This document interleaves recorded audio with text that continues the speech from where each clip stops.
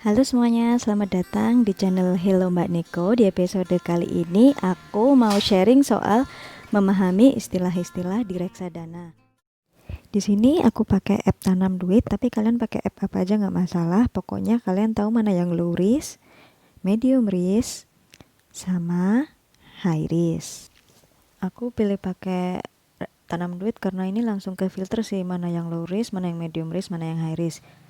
Kita coba ini buka yang low risk, Manulife Dana Kas. Di situ ada tulisan NAV, fund type, investment period, risk level, terus ada historical performance, ada chart juga di bawah. Kita jelasin satu-satu ya. NAV atau di beberapa app ada yang bilang NAB, itu net asset value atau nilai aktiva bersih. Ini biasanya dihitungnya per unit. Jadi kalau di situ ditulis NAV-nya 1536, berarti dengan uang 100.000 tinggal dibagi aja. 100.000 dibagi 1536, ntar kamu dapat berapa unit. Kalau misalnya performa reksadanamu bagus, otomatis harga NAV-nya bakal naik. Sekarang 1.500, misalnya 3 bulan lagi 1.580, terus 3 bulan lagi 1.600. Pokoknya harganya bakal naik terus.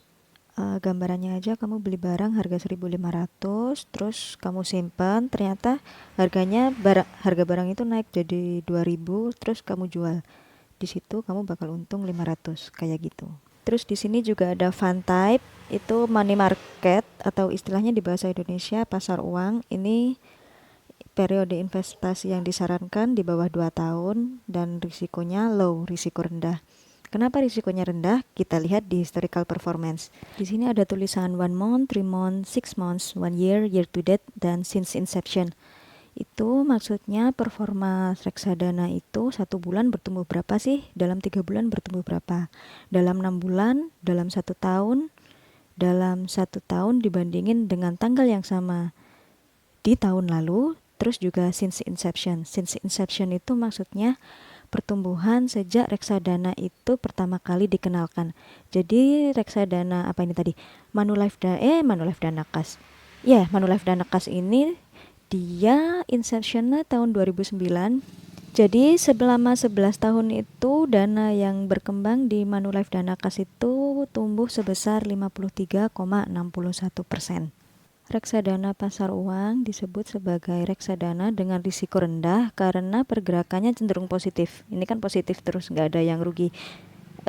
Coba kita intip bentar ke reksadana yang lebih tinggi, yang risikonya paling tinggi ya, reksadana saham. Sebentar, saya tunjukkan chartnya. Nah, ini yang untuk reksadana saham karena risikonya tinggi, chartnya beda ya. Yang tadi kan chartnya lurus aja naik ke atas, sedangkan ini chartnya bisa di atas banget, anjlok ke bawah banget, lalu di tengah-tengah. Pokoknya agak sulit diprediksi. Historical performance-nya juga 1 bulan kemarin naik 4,8, tapi kalau dibandingin tahun kemarin anjlok sampai minus 16,22. Apalagi kondisi perekonomian global lagi kacau gini gara-gara corona, jadi pasar saham saat ini tuh sedang berusaha untuk bangkit kembali gitu. Makanya buat pemula disaranin untuk mulai di yang risiko rendah dulu biar tahu seperti apa sih temponya. Jangan langsung masuk ke pasar yang risikonya tinggi gini dan kalian panik ngelihat chart minus. Bayangin aja kalau kamu punya uang 2 juta lalu minus hingga 20%, 200.000 ya, 400.000. Ya kalau kamu siap kehilangan segitu nggak masalah, tapi kalau nggak siap nunggu sampai reboundnya, kamu butuh duit, ya rugi kalau mau diambil sekarang.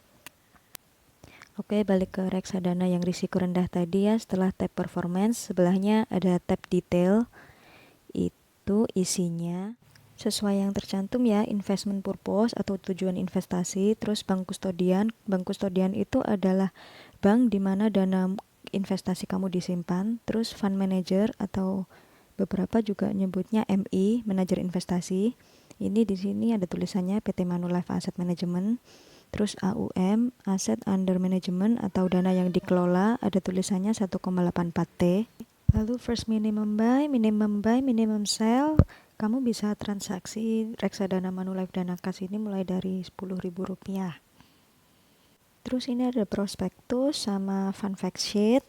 itu isinya panjang banget sih, ini informasi perusahaan bla bla bla. Pokoknya intinya kalau kalian investasi bakal dikenalin beneran sih mereka itu siapa yang ngelola. Jadi kalau ada yang randomly nawarin investasi tapi nggak bisa jelasin mereka itu siapa, ya jangan percayalah. Belum ada history performanya, belum ada apa.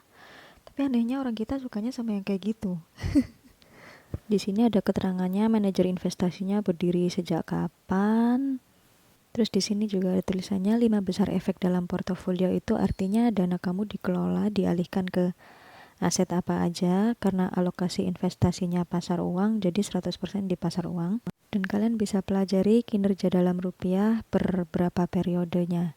Oke, sekarang kalian sudah paham apa aja istilah-istilah yang muncul di reksadana. Sekarang pertimbangan buat memilih reksadana secara garis besar dibagi jadi 3. Yang pertama, berdasarkan NAV atau NAB-nya.